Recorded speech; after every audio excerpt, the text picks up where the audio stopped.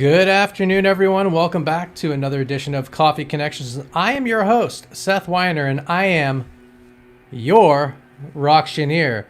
It's a beautiful day here in Atlanta. It looks like we're gonna have a beautiful next couple days. It's that time in the fall still where not everything's fallen yet, and so it's kind of like feels like post-spring. It's like spring because it's cool. Anyway, and I apologize if you hear the loud noise. I guess because of the rain the other day, the lawn people decided to come right now so they can blow us all away.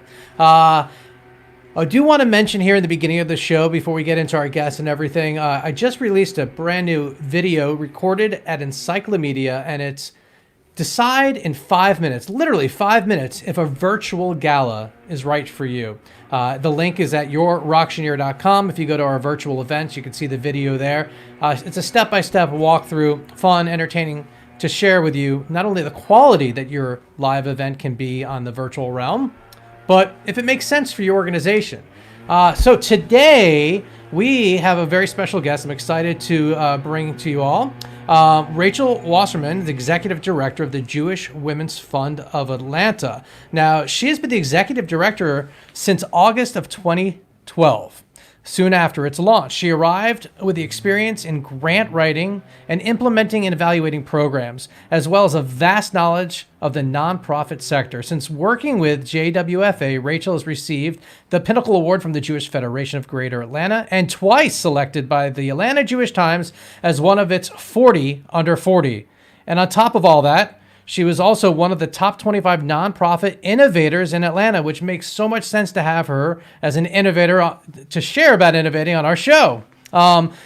She is well-versed in Atlanta culture, and I welcome, let me pull her in here to the stream. There we go. Ladies and gentlemen, Rachel. Hello. Thank you for having me. Yeah, well, thank you for joining us. Before we get started, it's Coffee Connections, which, we got to talk a little bit about coffee. Do you have a coffee mug by chance? So I don't drink coffee, but I drink water. So I have my water with me. No coffee. Oh, no coffee. So I'm going to skip my coffee questions. And what do you drink to get going in the morning? Do you drink tea or anything? Just water. Yeah, iced water. I actually gave up caffeine about 4.5 years ago because I thought I was drinking way too much of it. So now it's just that my natural charm gets me through the morning, which is not so plentiful in the morning. But honestly, caffeine wasn't helping with that anyway. So it makes fasting easier when I do that. And I guess you could say it makes your fasting go faster. Yes, but no more headaches. And I'm well hydrated at all times. So. All right. Well, no kombucha or no caffeine, huh? No, that's it. Just water. All right. Soda? Yeah. No, my caffeine intake used to actually be mostly Cherry Coke Zero. So I was never a huge coffee person. So when I gave up caffeine, I gave up soda also because it was just easier to do the whole thing kind of cold turkey. So every once in a while, I crave Sprite and I'll have like a really cold Sprite.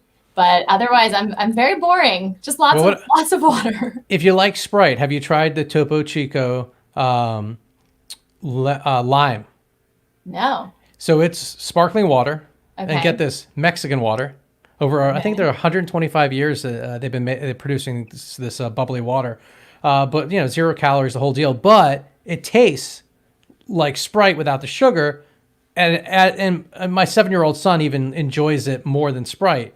Huh. Well, I wouldn't say he enjoys it more than Sprite, but he likes it, and he'll go to it.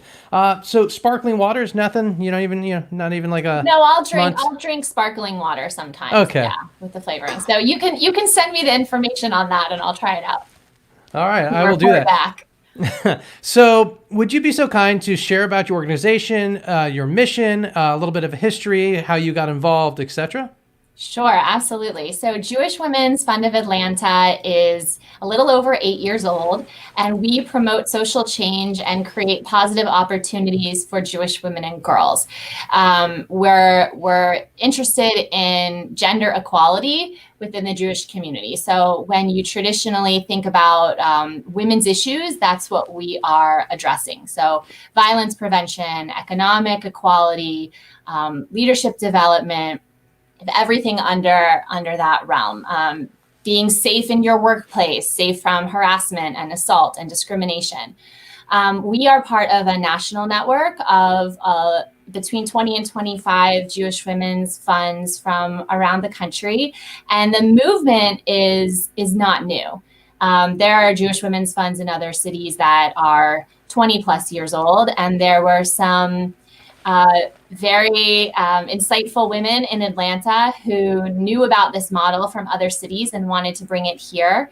And they made it happen a little over 8 years ago. We primarily are a grant-making organization. So we've granted over $1.2 million to programs and organizations locally, nationally, and internationally in Israel, that to programs and organizations that fulfill our mission. We also have educational programming of our own and a fairly new leadership program. And so we continue to expand what we do, all underneath this umbrella mission of promoting social change and gender equality. I came on board almost at the beginning. There was a founding director who was getting things off the ground and had plans to make Aliyah and move to Israel. And I was living in New York at the time and wanted to move to Atlanta because I'm a Southerner and wanted to be closer to home. I think you can see my horse picture in the background, but I grew up on a horse farm in Lexington, Kentucky, and did not want to be in New York City anymore. Heard about this job opening and interviewed, flew down for the day to interview, fell in love with the idea and moved down a couple months later.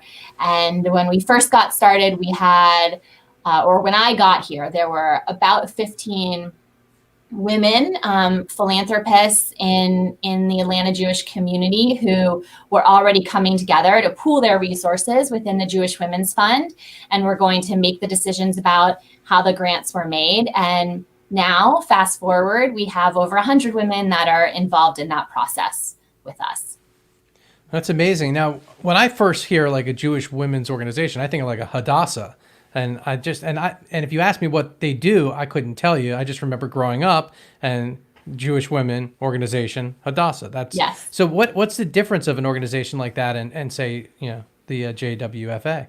Sure. So I'm a lifetime member of Hadassah, thanks to my grandmother who gifted that to me when I was a child.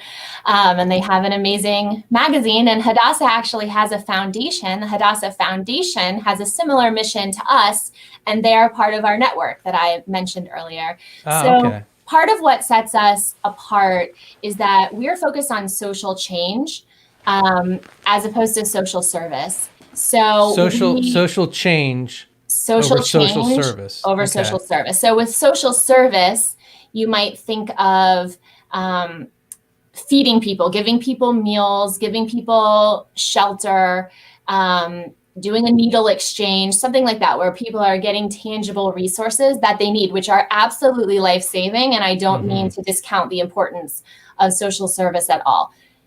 Where we come in is looking at social change, which means we want to move the needle on the whole situation. So we're looking at prevention, education, having some sort of intervention that's going to ultimately eliminate the need for this social service. So for example, if you're looking within the women's world, we wouldn't fund a domestic violence shelter for its shelter services, for its counseling services.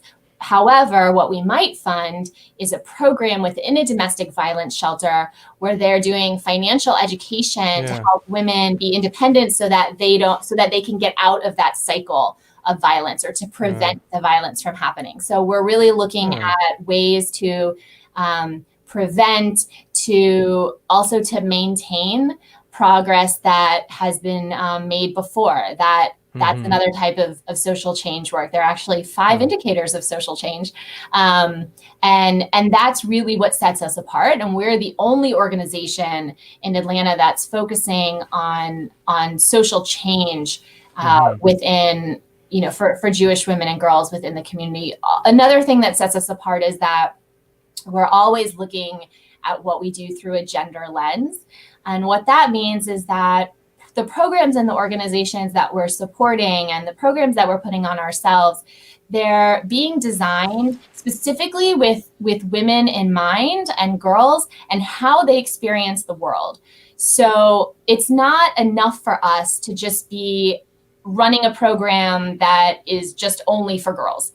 But meanwhile, the same program is happening in another room just for boys. What we're looking at is how is the curriculum developed specifically with women and girls, brains in mind, and experiences in mind, and how is it specifically tailored for them? Because gender equality doesn't mean that everybody is the same. It means that everybody has the same opportunities for advancement and achievement.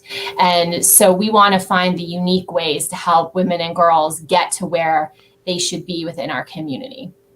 Well, that makes a lot of sense. As someone who, with my former company, mostly had women in different roles, and a lot of it was logistics. Like I've always found that sometimes, there's different, the brains work a little differently, and also the society development of our brains, you know what I mean? So I'm curious to know though, like with your organization, it sounds like there's a lot of parallels even with like, in Atlanta, there's a lot of civic organizations that are doing similar things for different, cultures and whatnot. Do you all connect in any way, or have you worked with any of the other organizations that are doing similar missions, but say for Black women?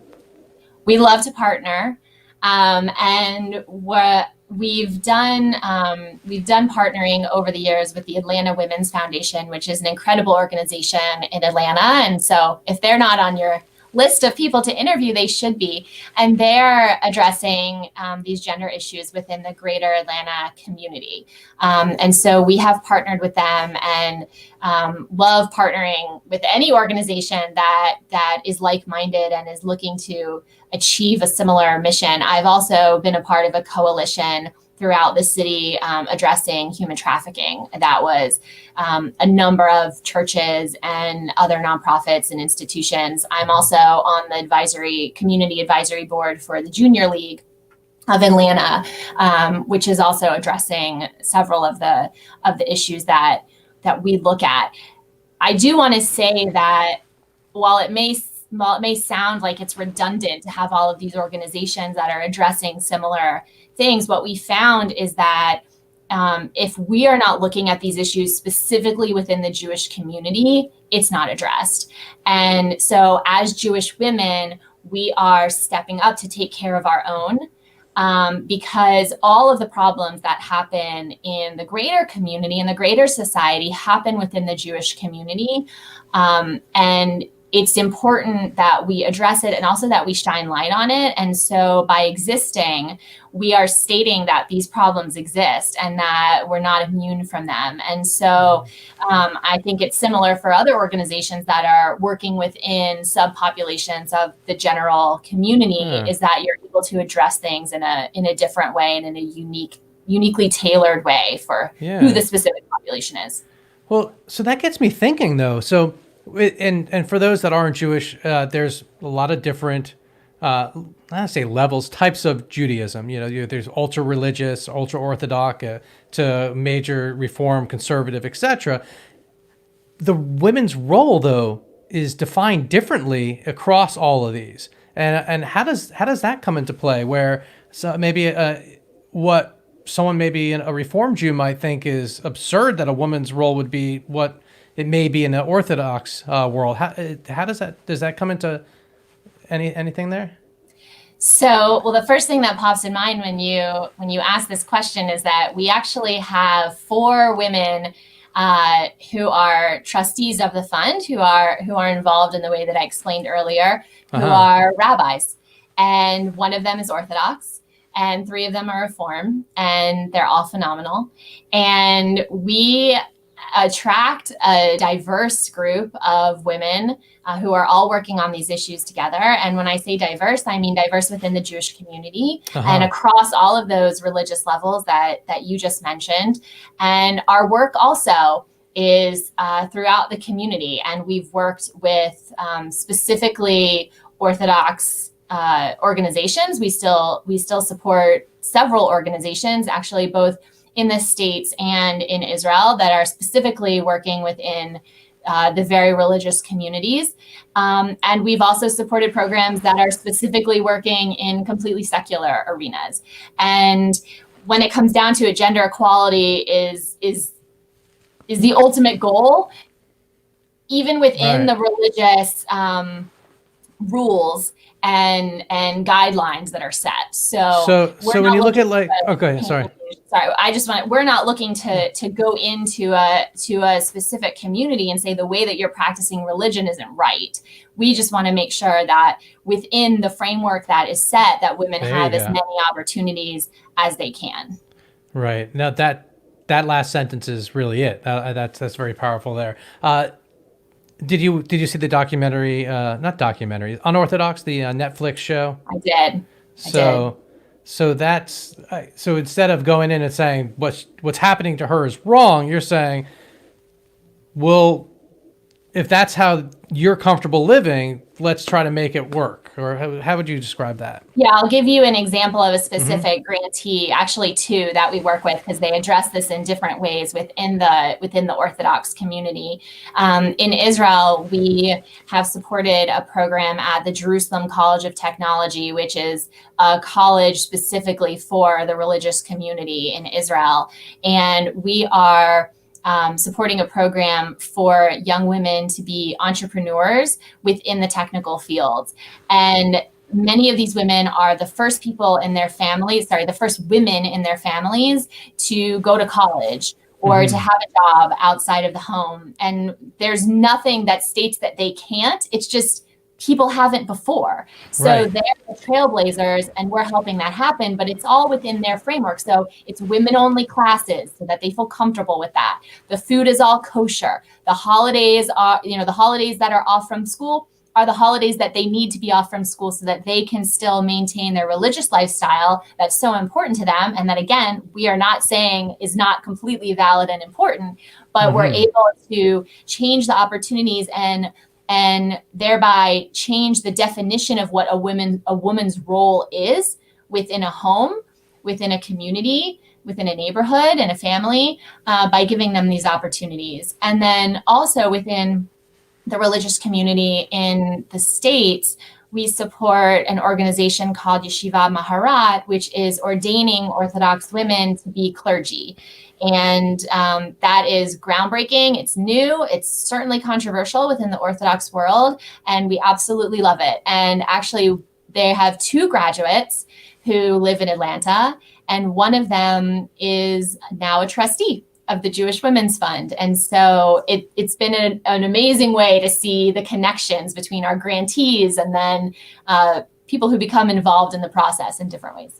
Yeah, that's wonderful. And I got to bring back to what you said.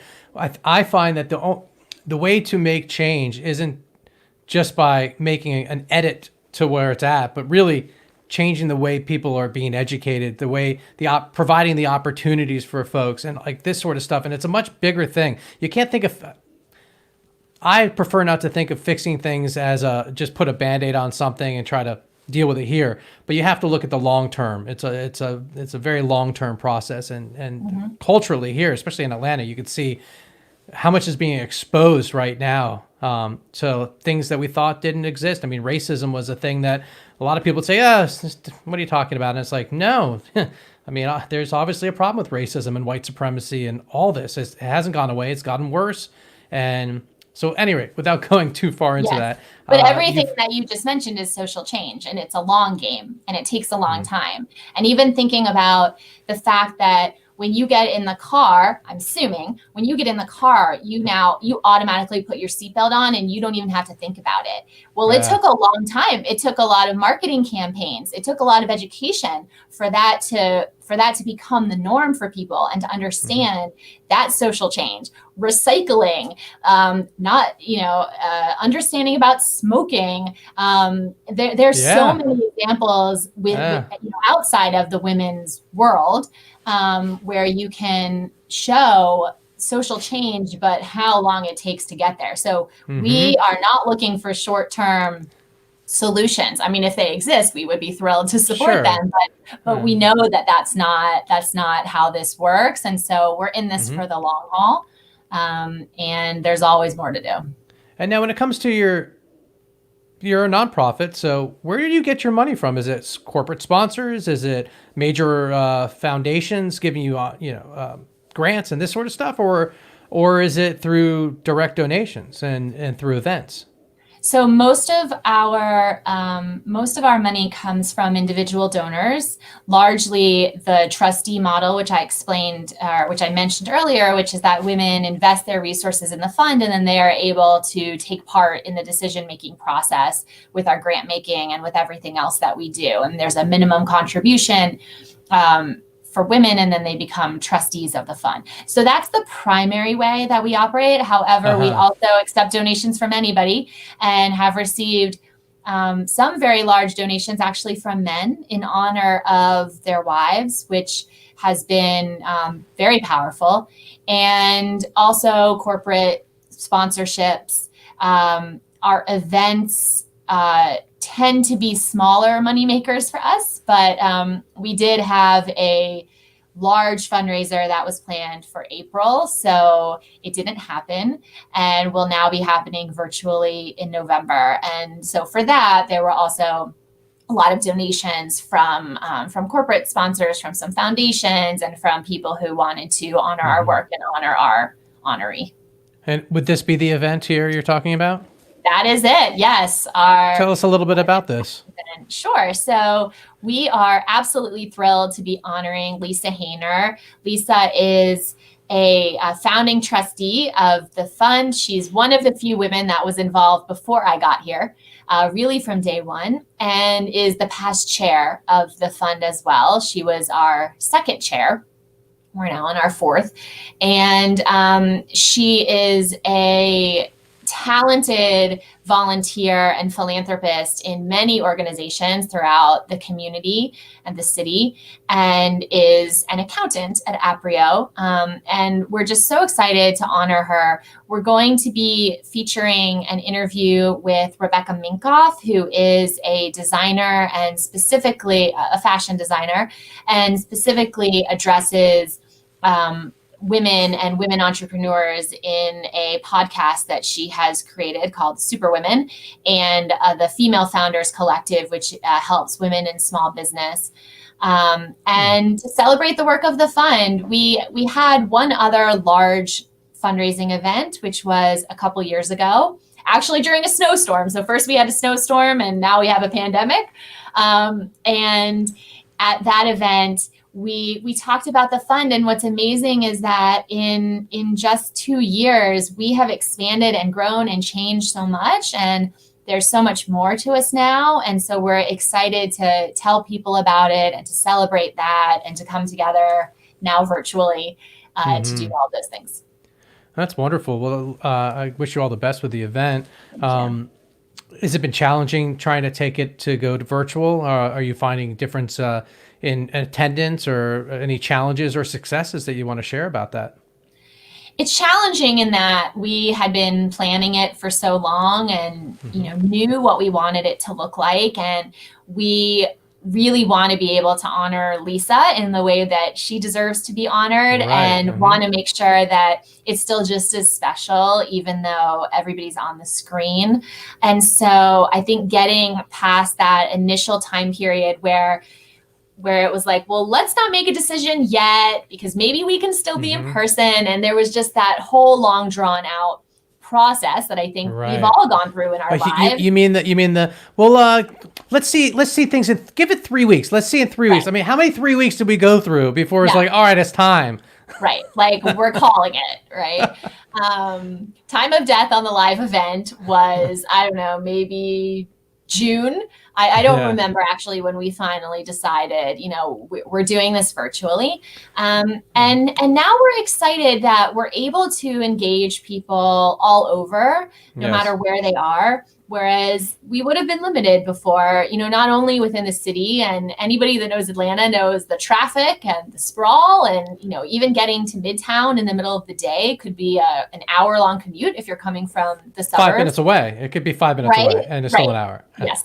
So we eliminate all of that and are able to engage with people. And we've seen this through the educational programming that we've been doing throughout the spring and summer and now into the fall. We've been doing a number of webinars, and at every webinar that we've had an international presence and absolutely a presence across the country. And so that's like the silver lining piece that I'm looking at is, from a very basic level, Lisa's sister lives in Australia, so she'll be able to be there.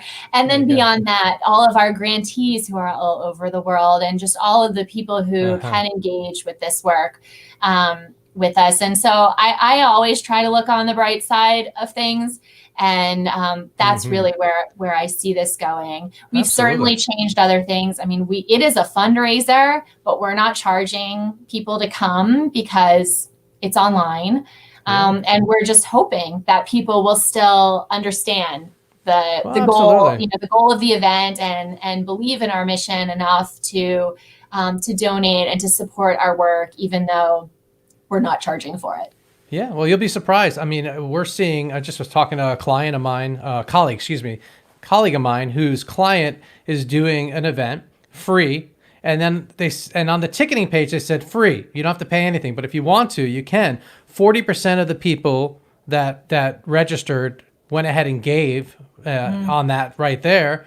And they gave upwards of $5,000. They've raised $5,000 on this with again 40% of people giving. So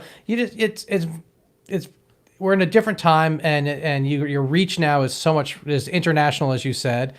So you never know. Someone that may be a fan of the designer in the podcast now have access to this and want to support your mission, and you just never know who your next big donor may be.